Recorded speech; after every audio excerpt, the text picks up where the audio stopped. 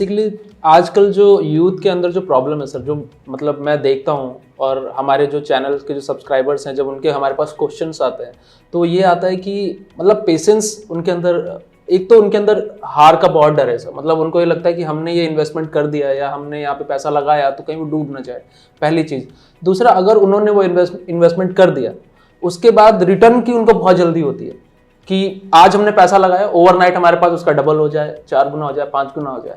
सो इससे जो आज का जो यूथ है वो कैसे बाहर निकले? मतलब आप क्या उनको बोलेंगे कि कितना टाइम लग सकता है एक बिजनेस को बड़ा बनने में, या फिर एक कोई फ्रेमवर्क है कि इतना टाइम तो लगेगा ही लगेगा, अगर आपने इन्वेस्टमेंट किया इतना टाइम तो आपको देना ही पड़ेगा? क्योंकि सर मैं खुद एक बिजनेसमैन हूं, मैं कहीं ना कहीं ये बात जानता हूं कि ओवरनाइट अगर कुछ चीज बहुत जल्दी से मतलब बड़ी हो रही है तो कहीं ना कुछ प्रॉब्लम जरूर है उस बिजनेस के अंदर, क्योंकि ओवरनाइट जो एक स्टेबिलिटी होती है वो कभी नहीं आ सकता सर।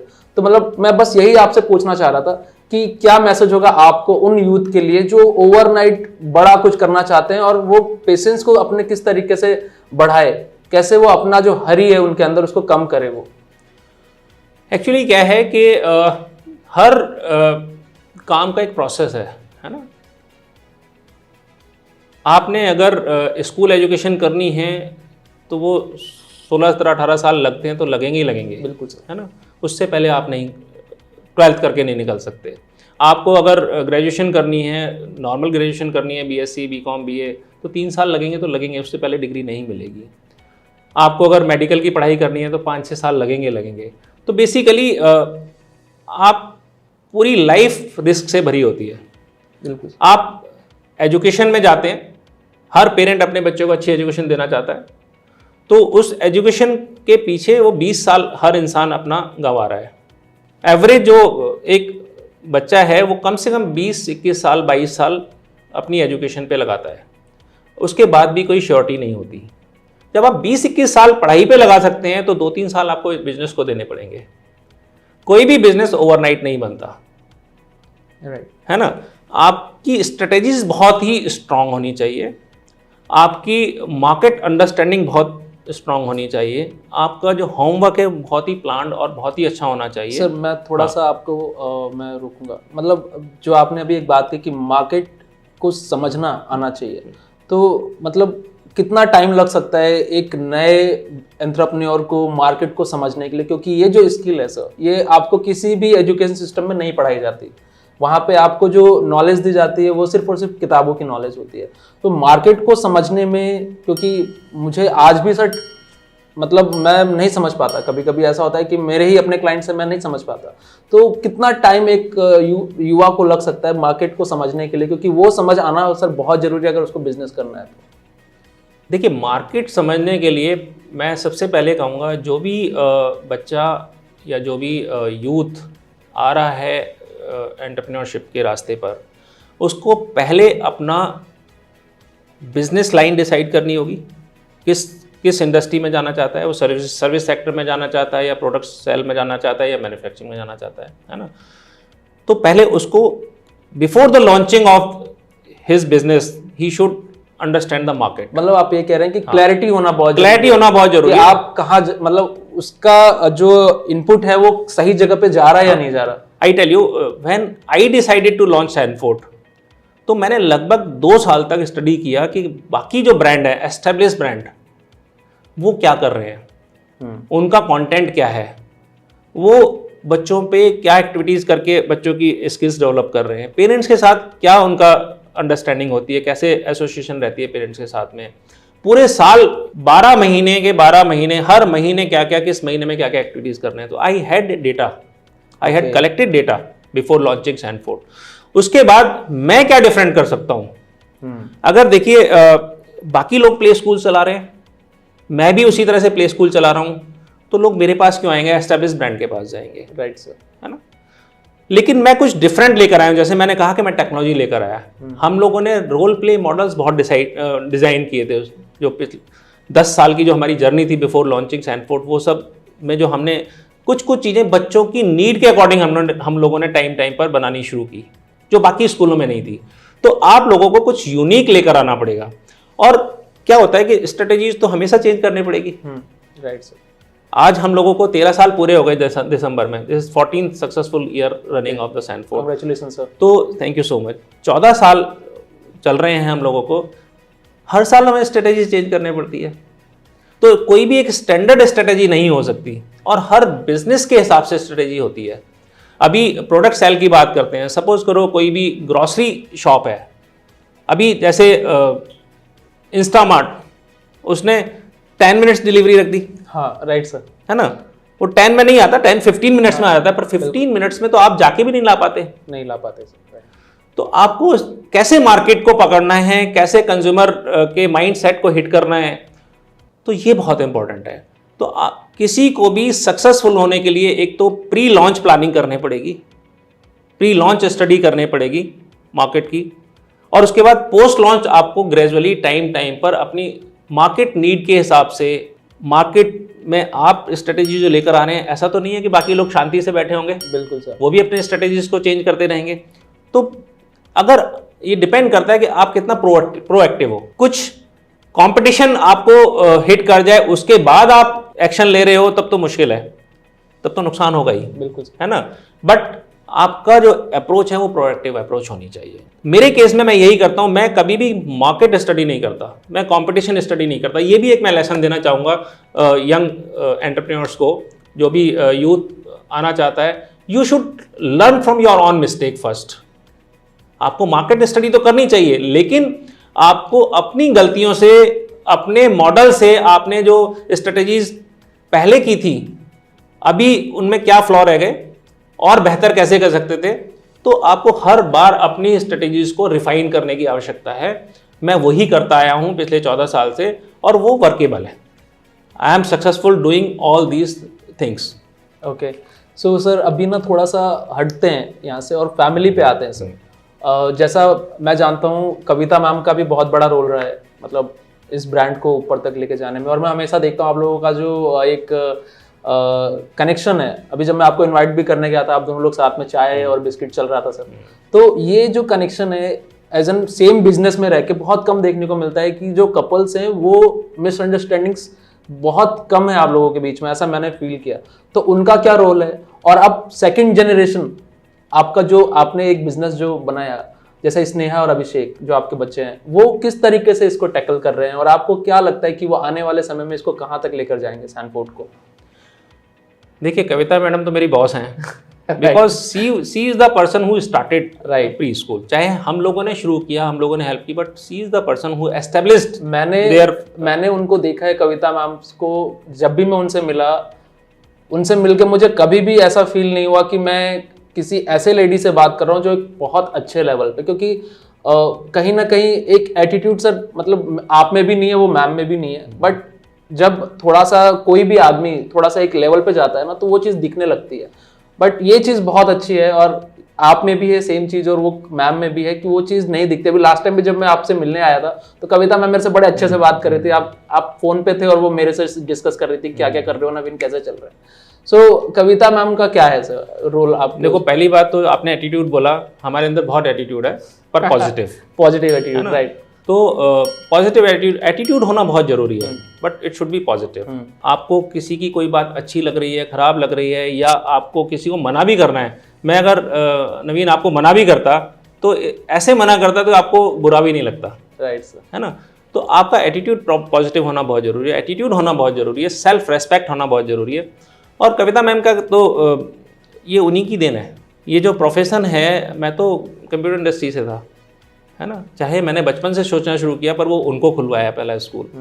तो 2 स्कूल वो सक्सेसफुली चला रही थी। तब मुझे लगा कि नहीं, अब बहुत सारे पेरेंट्स उनको आके कहना शुरू करने लगे थे कि मैडम वहाँ पे खोल दो, वहाँ पे खोल दो। दूर दूर से बच्चे आते थे उनके पास, मैडम इतनी दूर आना पड़ता है, एक स्कूल वहीं खोल दो ना आप। Then I find out the business potential out of it. Then I talk to those parents, why don't you start your school, we will support you. यहाँ मैं एक मैसेज और देना चाहूँगा यूथ को कि आपको बिजनेस अपॉर्चुनिटीज के लिए आंख कान नाक खोल के रखना पड़ेगा। आपको देखना पड़ेगा कि कहाँ से अपॉर्चुनिटी निकल के आ सकती है। जैसा कि मेरी पत्नी कविता चला रही थी 2 स्कूल सक्सेसफुली, और उनके पेरेंट्स ने बोलना शुरू किया कि दूर दूर से बच्चे आते थे, उस टाइम प्ले स्कूल हर जगह नहीं हुआ करते थे। पेरेंट्स ने बोलना शुरू किया कि मैडम इतनी दूर आना पड़ता है, आप एक स्कूल हमारे पास ही खोल दो। देन आई फाइंड आउट कि why don't we speak to these parents के सर आप ही एक खोल लो स्कूल, हम सपोर्ट करते हैं आपको। तो हमारे शुरू के 4-5 फ्रेंचाइजी ऐसे ही थे, या तो फ्रेंड थे या पेरेंट्स थे। और मैं आपको बताऊं हमारे कम से कम 20 ब्रांचेज ऐसी हैं जो हमारे बच्चों के पेरेंट्स ने खोली है। Great sir. तो आपको बिजनेस ढूंढना पड़ेगा कहां से कैसे निकल सकता है। Right sir. तो कविता मैडम का रोल ये है कि इवन द फर्स्ट चाइल्ड जो अब से 2000 में पहला प्ले स्कूल शुरू किया था उन्होंने, और पहले बच्चे का नाम आज आप जाके पूछोगे तो बता देंगे। उनको याद था सर, जब मैं उनसे पहली बार मिला था तो मैं था और मेरे साथ कोई और था, उनको याद था सर। और मेरे लिए बहुत बड़ी बात है। तो उनको वो हर बच्चे का नाम, जिस स्कूल में वो बैठती हैं ऑब्वियसली, पूरे ग्रुप में तो हमारे 15-16 हज़ार बच्चे होते हैं हर साल, तो हर बच्चे का नाम तो नहीं याद होता, लेकिन जहाँ जिस स्कूल में वो बैठती हैं उस स्कूल में हर बच्चे का नाम उनको पता होता है। और हर बच्चे की फीडबैक पेरेंट को टीचर से लेने की आवश्यकता नहीं होती, कविता मैडम के पास होती है।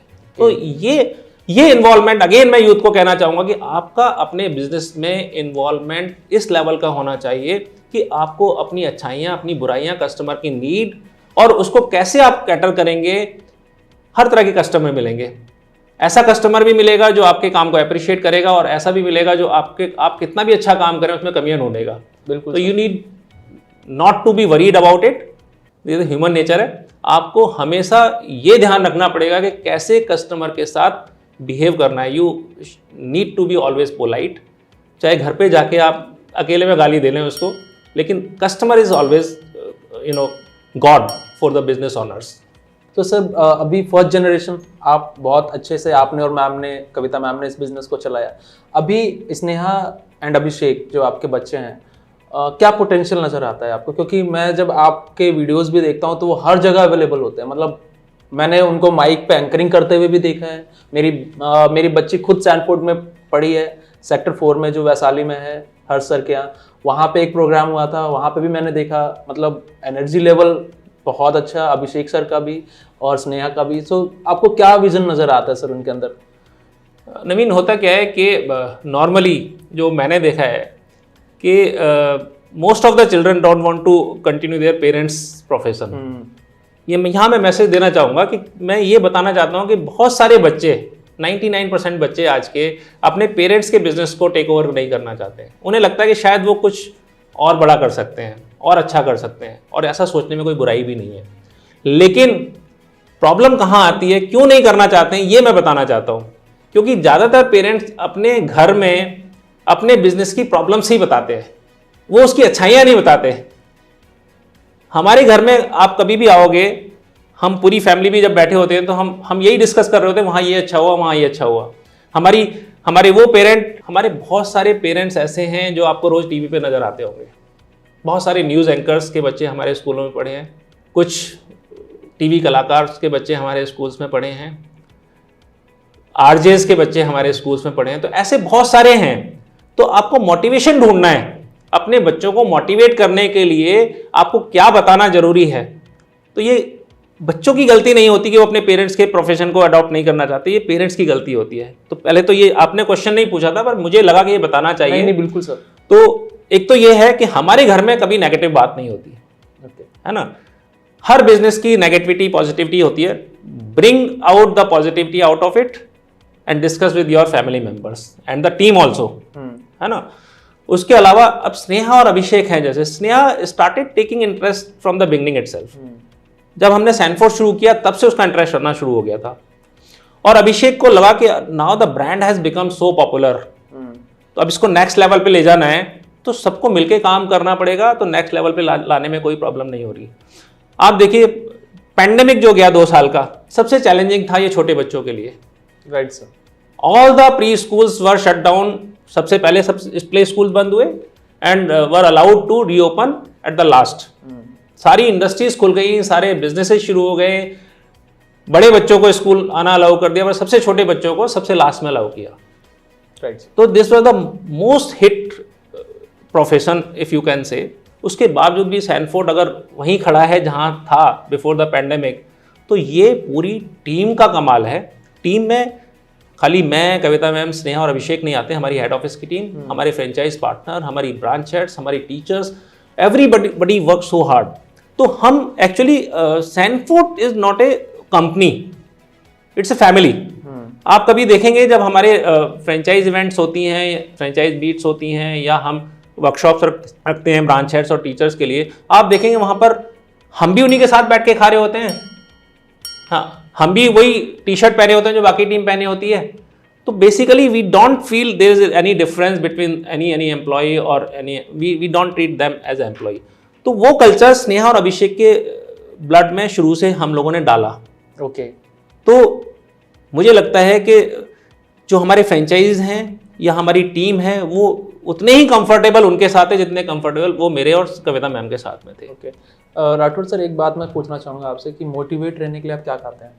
क्या खाते हैं? क्या खाते हैं? क्योंकि ये बहुत जरूरी है आजकल के यूथ को समझना, क्योंकि सोशल मीडिया के इस टाइम में ना सर डिप्रेशन बहुत जल्दी हो रही है। मतलब पहले तो छोटे बच्चों में को पता भी नहीं होता था क्या होता है ये, अब तो हम सुनते हुए आ रहे हैं कि उसकी काउंसलिंग कराओ, छोटा बच्चा है डिप्रेशन में है। सो ये ऐसा कैसे है? मतलब क्यों इस तरीके का कल्चर हमारे सोसाइटी में आता जा रहा है सर? यार एक्चुअली प्रॉब्लम बच्चों की नहीं है, प्रॉब्लम पेरेंट्स की है। अगेन पेरेंट्स अपने ऑफिस की टेंशन भी घर पर लेकर आते हैं। Today everything is on EMI, तो फाइनेंस की टेंशन भी है, बिल्कुल, है ना। आप अपनी इच्छाएं थोड़ी कम रखो, मटेरियलिस्टिक चीज़ों पे थोड़ा सा कम ध्यान दो, बच्चे पे थोड़ा ध्यान दो, तभी तो बच्चा डिप्रेशन में नहीं आएगा। पेरेंट्स को डिप्रेस देखेगा, उनकी शक्ल देखेगा रोती हुई, तो वो भी रोएगा, बिल्कुल, है ना। तो प्रैक्टिकली क्या है कि आपको अपनी काउंसलिंग खुद करनी चाहिए। ऐसा नहीं है मुझे टेंशन नहीं होती, ऐसा नहीं है पैंडेमिक में मुझे नहीं लगा कि मेरा बिजनेस कहाँ दोबारा से जब शुरू होगा कैसा रह जाएगा, but I counsel myself every time. मुझे किसी से कोई काउंसलिंग लेने की आवश्यकता नहीं पड़ती। और खाने में देखो, अभी आज के टाइम में everybody is going towards waste, सबको वो चीज़ें अट्रैक्ट करती हैं जो कि खराब है। Healthy food. सर आप मैराथन वगैरह भी करते हैं? मैं डेली सुबह, महीने में कम से कम 20-22 दिन मैं सुबह 7 से 8 किलोमीटर रन करता हूँ। मेडिटेशन करना चाहिए, ऐसा सभी बोलते हैं, जो कि कोई करता नहीं है। आप सुबह उठ के ना 6 किलोमीटर 7 किलोमीटर दौड़ के आ जाएं, वही मेडिटेशन हो जाता है। तो that is the best thing you can do for your self. एक तो सुबह की शुरुआत आपकी बहुत अच्छी होगी, पूरे दिन एनर्जी बनी रहेगी, और आपका वो टाइम 1 घंटे का आपके अपने लिए है। Don't take your mobile phone, don't take anything. आप डीप थिंकिंग में चले जाओ, दौड़ते रहो, तो आपकी जो प्रॉब्लम्स का सॉल्यूशन आपको नहीं मिल रहा होगा, वो सॉल्यूशन आपको आपकी रनिंग के टाइम पे मिल जाएगा। तो बेसिकली मैं यहाँ एक मैसेज देना चाहूँगा यूथ को। आज के जो बच्चे हैं वो लेट सोते हैं, लेट जगते हैं, उनका कोई फिक्स रूटीन नहीं होता, ज़्यादातर का, सभी का नहीं, ज़्यादातर का। तो एक रूटीन सेट करिए। अगर आपका प्रोफेशन ऐसा है कि वो लेट नाइट ही सो पाएंगे आप, ठीक है, वो 6 घंटे 7 घंटे क्वालिटी स्लीप लेनी बहुत इंपॉर्टेंट है, लेकिन मेक योर रूटीन। और अगर आपका प्रोफेशन ऐसा नहीं है तो आप टाइम से सोएं, 10 साढ़े 10 बजे 11 बजे तक सो जाएं, सुबह 5 बजे उठें, फ्रेश हों, जाएं बाहर, बड़ी अच्छी हवा चल रही होती है, और नेचर को एंजॉय करें, अपनी हेल्थ पे ध्यान दें, हेल्दी फूड खाएं। अगर हेल्दी फूड खाएंगे, हेल्थ ठीक रहेगी, तो डिप्रेशन में कम जाएंगे, आप अच्छा सोच पाएंगे, आप अपने बिजनेस के बारे में अच्छा सोच पाएंगे, आप अपनी लाइफ के बारे में अच्छा सोच पाएंगे, और आपकी लाइफ जो है वो इतनी अमेजिंग हो जाएगी। मेरी एज 54 होने वाली है अगले महीने, बिल्कुल नहीं लगता है मेरी अगले महीने में 54 का हो जाऊंगा, और मुझे कभी डिप्रेशन नहीं होगा sir. And I have seen the downest of the downest period, I have seen the peak of also. तो आपको केवल अपने ऊपर काम करना है, मेंटली फिजिकली दोनों तरीके से। बिजनेस बहुत अच्छे से चलेगा, ये मुझे पता है कि अगर आप अपने ऊपर काम करेंगे, अपनी स्किल्स पर, अपनी हेल्थ पर, अपने मेंटल लेवल पे, तो बिजनेस में आपको कोई हराने वाला नहीं है। मुझे लगता है कि आज जो हमने डिस्कशन किया है यहाँ पे, जो हमने बातें सर से की और जो हमने सीखा है, वो आप सभी के लिए बहुत काम आने वाला है।